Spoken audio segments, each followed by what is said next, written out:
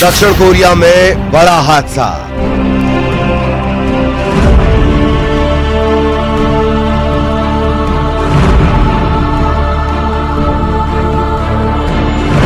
Landing के दौरान plane crash.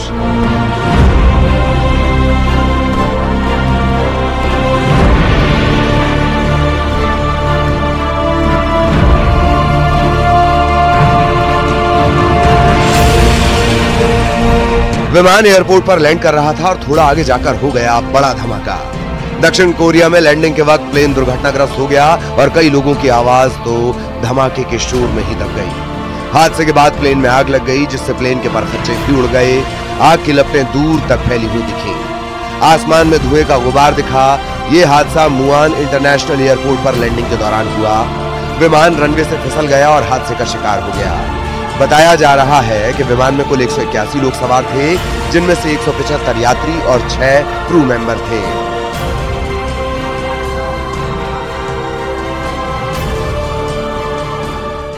हादसे का वीडियो बेहद खौफनाक है। हादसा उस वक्त हुआ जब थाईलैंड से उड़ान भरने वाला जेजू एयर का विमान हवाई अड्डे पर उतर रहा था।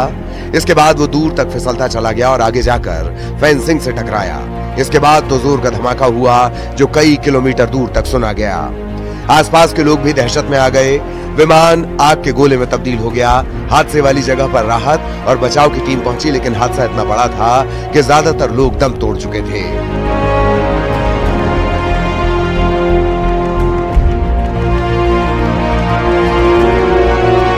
बताया जा रहा है कि मुआन एयरपोर्ट पर लैंडिंग के वक्त विमान के लैंडिंग गियर में खराबी आ गई थी। पक्षी के विमान से टकराने की बात भी कही जा रही है। हादसे के बाद जांच शुरू हो गई है। दुर्घटना में शिकार विमान जेजू एयर का बोइंग 737-800 था। इस साल कजाकिस्तान, रूस, ब्राजील और नेपाल में भी प्लेन हादसे हो चुके हैं, जिसमें 150 से ज्यादा लोगों की जान जा चुकी है।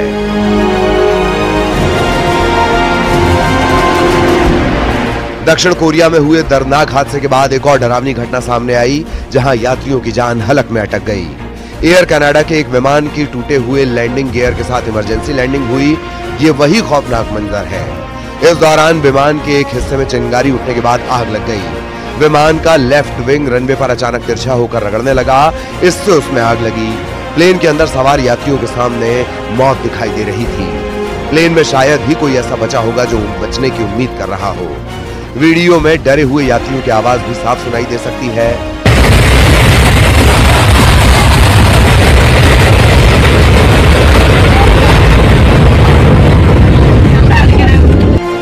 Plane Saint John's Newfoundland से आया था, जो हेलीपैक्स हवाई अड्डे पर लैंड कर रहा था। गनीमत ये रही कि प्लेन में सवार यात्रियों की जान बच गई। फायर ब्रिगेड की टीम ने जल्द ही आग पर काबू पा लिया। कुछ लोगों को मामूली चोट आई है। यात्रियों ने भी प्लेन से उतरकर राहत की सांस ली, क्योंकि वो काल से बचकर आए थे। Bureau report, news 18।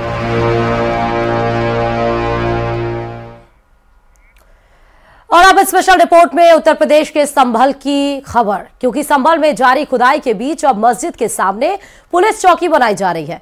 विवाद में जिसने पत्थर बरसाए उसकी तलाश हो रही। अतिक्रमण हो या फिर बिजली चोरी, हर एंगल से प्रशासन संभल में कार्रवाई में जुटा है, लेकिन संभल की सियासत थम ही नहीं रही। खासकर बीजेपी इस मुद्दे को भुनाने में कोई कोर कसर नहीं छोड़ना चाहती, क्योंकि मंदिर का मुद्दा हिंदुत्व से जुड़ा है, जो बीजेपी का कोर एजेंडा है, और सपा सांसद की बिजली चोरी का मामला विपक्ष पर सवाल उठा रहा है। देखिए रिपोर्ट।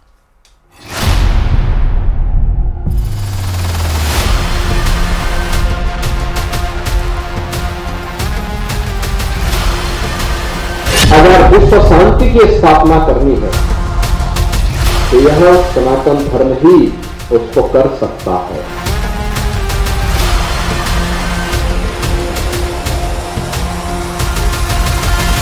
संभल में मंदिर मस्जिद की सियासत अब यूपी में 2027 चुनाव की धुरी बनती जा रही है।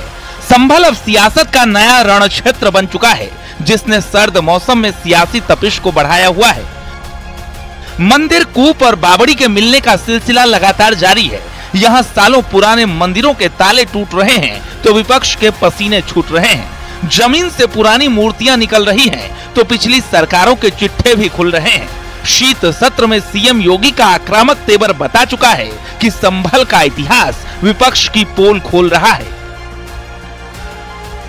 1947 से लेकर के अब तक 209 हिंदुओं की निर्मम हत्या वहां हुई है संभल के अंदर, 209 हिंदुओं की। और एक भी बार किसी ने उन निर्दोष हिंदुओं के लिए कभी दो शब्द नहीं कहे, उनके प्रति, उन परिवारों के प्रति संवेदना के शब्द नहीं कहे। महोदय, जो आज हरियालियों से बाहर है, ये लोग कभी भी उन निर्दोष हिंदुओं के बारे में कभी दो शब्द नहीं कहे। सीएम योगी ने सदन में इस मुद्दे को पूरे जोर शोर से उठाया। दंगों में मारे गए हिंदुओं का जिक्र किया। मंदिर मिलने का मामला हो या फिर कूप या खंडित मूर्तियां, सीएम ने साफ कह दिया है कि खुदाई भी होगी और दंगाइयों पर कार्रवाई भी होगी। 1978 से जो मंदिर आज निकल रहा है, 1978 से इन लोगों ने कभी खोलने नहीं दिया उस मंदिर को। जो आज बजरंगबली का मंदिर निकल रहा है, जो वहां पर आज 22 कुएं किसने बंद किए थे, इन 22 कुओं को भी वहां पे बंद किया गया। और वहां का माहौल इतना तनावपूर्ण किसने बनाया था? ये पत्थरबाज कौन थे? एक भी गिरफ्तारी बिना साक्ष्य के नहीं हो रही है। और याद रखना, जिसने पत्थरबाजी की होगी, जिसने माहौल खराब किया होगा, उसमें एक भी बचने वाला भी नहीं है। संभल में मंदिर विवाद हो या सपा सांसद के बिजली चोरी का मुद्दा, अतिक्रमण की बात या फिर कूप और बाबड़ी मिलना, बीजेपी विपक्ष पर पूरी तरह हावी है। लेकिन समाजवादी पार्टी का कहना है कि बीजेपी इस पर सिर्फ राजनीति कर रही है। सपा के सांसद, मतलब माननीय सांसद लोग बिजली चोरी में इन्वॉल्व हैं, तो समाजवादी पार्टी के तो नेता इसी नाते फ्रस्ट्रेटेड हैं कि उनको जमीन कब्जा करने को नहीं मिल रहा है, उनको गुंडई करने को नहीं मिल रहा है, उनको बिजली चोरी करने को नहीं मिल रहा है। आप उठा करके रिकॉर्ड दिखवा लीजिए समाजवादी पार्टी के शासन के समय, तो इनके प्रत्येक जिलों में वरिष्ठतम नेता एक एक जगह कब्जा करके बैठे हुए थे। और ये भारतीय जनता पार्टी मुख्य मुद्दों पर, मुख्य समस्याओं पर चर्चा ना हो, बात ना हो, सुबह शाम मंदिर मस्जिद का राग लपेटकर वो चाहते हैं कि जो हमारा सौहार्द है, अखिलेश जी ने यही कहा था ना कि भारतीय जनता पार्टी के लोग जो सौहार्द है उसको खोदना चाहते हैं। सौहार्द खोदने से शांति नहीं आएगी, ना विकास। बीजेपी यूपी वेस्ट में लंबे समय से अपनी जड़ें जमाने में जुटी है। सियासत के जानकार भी मानते हैं कि इस वक्त इससे अच्छा मुद्दा बीजेपी के लिए शायद ही कोई होगा, और यही वजह है कि इस बेल्ट में हिंदुत्व और आध्यात्मिक राष्ट्रवाद के एजेंडे को धार देकर संभल को 27 के लिए तैयार किया जा रहा है। मैं समझता हूँ ये कोइंसिडेंस है कि ये दोनों चीजें ऐसे समय पर हुई हैं जब बीजेपी को एक बिना कोई बहुत ज़्यादा प्रयास किए हुए एक ऐसा मुद्दा मिल गया है जिसमें वो अपना एक जो एजेंडा है वो तो आगे ले ही जा सकती है, और साथ ही समाजवादी पार्टी को टारगेट करने का भी एक मौका मिला है। रामपुर, अंबेडकर नगर, मेरठ, गाजियाबाद, मथुरा, ये तमाम वेस्ट यूपी के वो जिले हैं जहां बीजेपी हावी है। कुंदर की जीत के बाद अब सियासत का सेंटर संभल बन चुका है, क्योंकि बीजेपी को भरोसा है कि संभल से दिया गया सनातन का संदेश 27 का जनादेश तय कर सकता है। बीजेपी की पूरी रणनीति है कि पश्चिम यूपी की जो बेल्ट है वो संभल मामले से इस बेल्ट को साधा जाए, और सियासी लिहाज से भारतीय जनता पार्टी वहां लगातार जुटी हुई है। कैमरामैन रवि के साथ संकेत मिश्रा, न्यूज़ 18 लखनऊ। और रुकते हैं छोटे से ब्रेक के लिए, खबरों का सिलसिला जारी है, बने रहिए न्यूज़ 18 राजस्थान के साथ।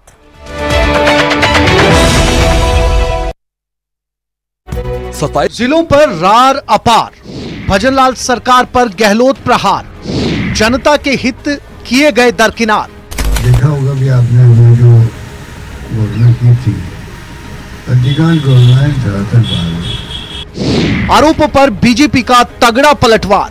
राम लुभैया जी को खुद को ही नहीं पता था कि इतने जिले घोषित कर दिए। जब राम लुभैया ने जो रिपोर्ट दी, वो रिपोर्ट तो इन्होंने एक तरफ रख दी।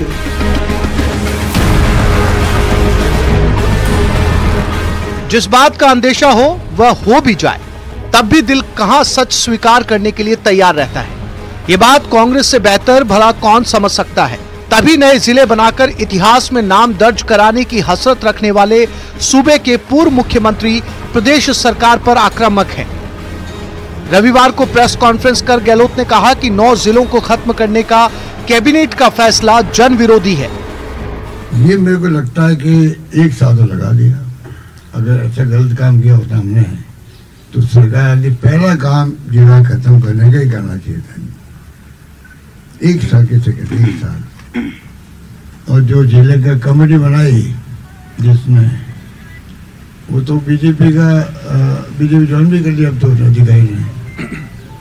जिसने कमेटी की रिपोर्ट दी है वो बीजेपी ज्वाइन कर चुके हैं।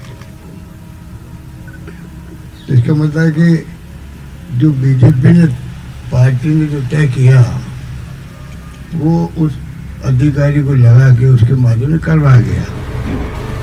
पूर्व मुख्यमंत्री ने दावा किया कि बेहतर प्रशासन और आमजन को राहत देने के लिए नए जिले बनाए गए थे। अशोक गहलोत ने नए जिले बनाने के पीछे अपने तर्क भी पेश किए। लोगों को प्रशासनिक सहूलियत मिले, बजट घोषणाओं को पूरा करने में होती है आसानी, मॉनिटरिंग होती है आसान, अधिकारियों में अच्छे काम की रहती है स्पर्धा। वो तमाम स्कीमों को लागू करने में आसानी होती है, नंबर 1। नंबर 2, उनकी मॉनिटरिंग हो सकती है धरातल पर काम पूरे होने की। और नंबर 3, जो फरियादी आते हैं गरीब आदमी, किसान, मजदूर जो भी है, जो अन्याय उत्पीड़न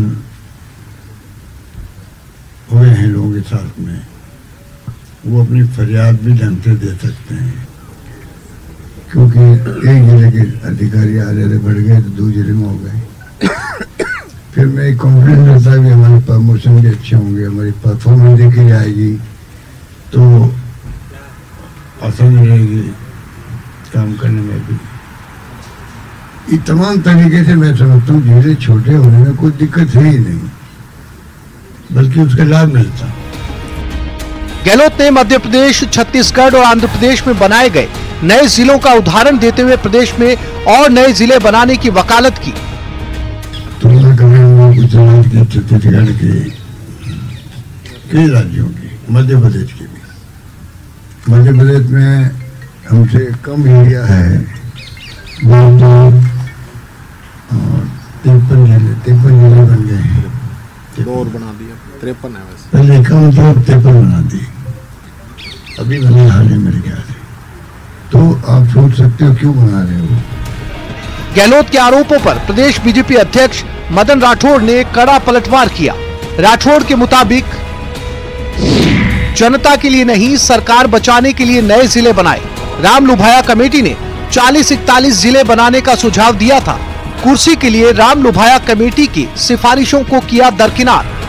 राम लुभाया जी को खुद को ही नहीं पता था कि इतने जिले घोषित कर दिए। जो राम लुभाया ने जो रिपोर्ट दी वो रिपोर्ट तो इन्होंने एक तरफ रख दी, लेकिन चूंकि अपने जो निर्दलीय विधायक जो उनका साथ दे रहे थे, जिनके आधार पर कांग्रेस की तत्कालीन सरकार टिकी हुई थी, उन विधायकों को संतुष्ट करने के लिए उन्होंने आनंद फानंद में जिले बना दिए।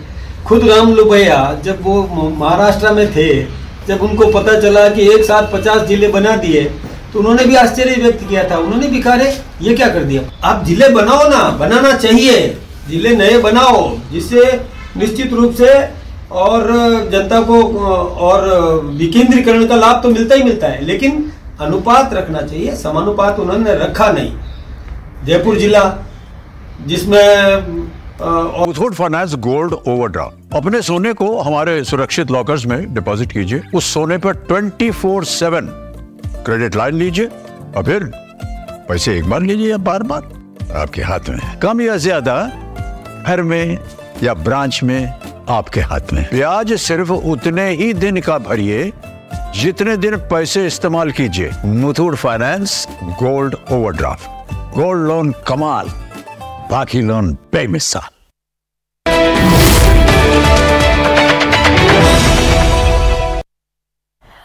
ब्रेक के बाद बहुत स्वागत। खबरों में आगे बढ़ते बताते चले कि सौरभ शर्मा वो नाम जिसकी चर्चा पूरे मध्य प्रदेश में हो रही है। एक मामूली सिपाही के पास इतना पैसा कहां से आया, इसका जवाब तमाम जांच एजेंसियों के साथ आम आदमी भी जानने के लिए बेताब है।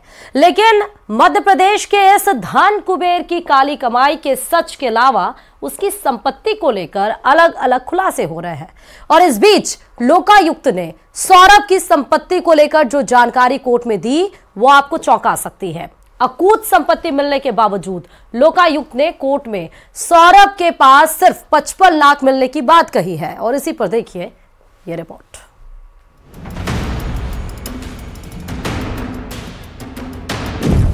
एमपी का धन कुबेर, कितने राजदार? लोकायुक्त की जांच, क्यों उठे सवाल? अकूत कमाई सिर्फ 55 लाख बताई। क्या है सौरभ का पावर कनेक्शन? मध्य प्रदेश में बीते कुछ दिनों से एक नाम चर्चा का केंद्र बना हुआ है और वो नाम है सौरभ शर्मा। पहले सौरभ के पास अकूत संपत्ति मिलती है और फिर उसके पॉलिटिकल कनेक्शन पर सवाल खड़े होते हैं। उसके भाई, मां, सबको लेकर अलग अलग थ्योरी सामने आती है, लेकिन सच सामने नहीं आ पाता। जांच पर जांच चलती है। लोकायुक्त, आयकर, ईडी सभी जांच में जुट जाते हैं और होते हैं नए नए खुलासे, लेकिन सच सामने नहीं आ पाता।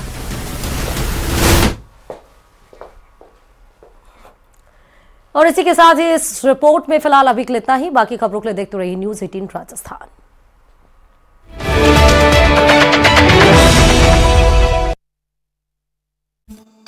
जिलों पर रार अपार, भजनलाल सरकार पर गहलोत प्रहार, जनता के हित किए गए दरकिनार।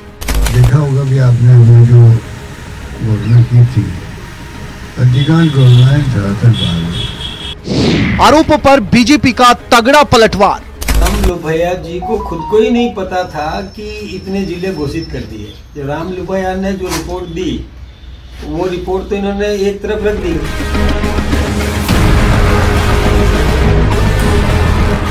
जिस बात का अंदेशा हो वह हो भी जाए, तब भी दिल कहां सच स्वीकार करने के लिए तैयार रहता है। ये बात कांग्रेस से बेहतर भला कौन समझ सकता है। तभी नए जिले बनाकर इतिहास में नाम दर्ज कराने की हसरत रखने वाले सूबे के पूर्व मुख्यमंत्री प्रदेश सरकार पर आक्रामक हैं। रविवार को प्रेस कॉन्फ्रेंस कर गहलोत ने कहा कि 9 जिलों को खत्म करने का कैबिनेट का फैसला जन विरोधी है।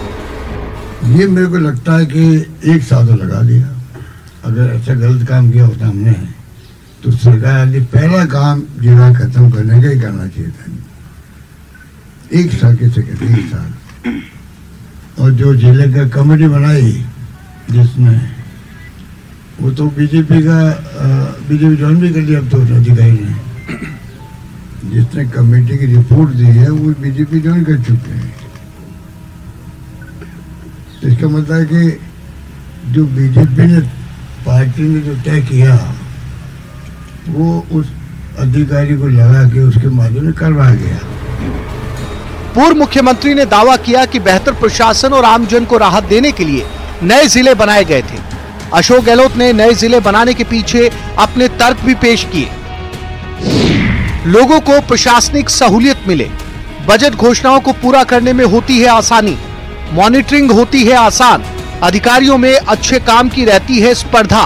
वो तमाम स्कीमों को लागू करने में आसानी होती है, नंबर 1। नंबर 2, उनकी मॉनिटरिंग हो सकती है धरातल पर काम पूरे होने की। और नंबर 3, जो फरियादी आते हैं, गरीब आदमी, किसान, मजदूर जो भी है, जो अन्याय उत्पीड़न हुए हैं लोगों के साथ में, वो अपनी फरियाद भी ढंग से दे सकते हैं। क्योंकि एक जिले के अधिकारी आ रहे थे, बढ़ गए तो 2 जिले में हो गए। फिर मैं एक कॉन्फिडेंस रहता है कि हमारे प्रमोशन भी अच्छे होंगे, हमारी परफॉर्मेंस देखी जाएगी तो आसानी रहेगी काम करने में भी। ये तमाम तरीके से मैं समझता हूँ जिले छोटे होने में कोई दिक्कत है ही नहीं, बल्कि उसका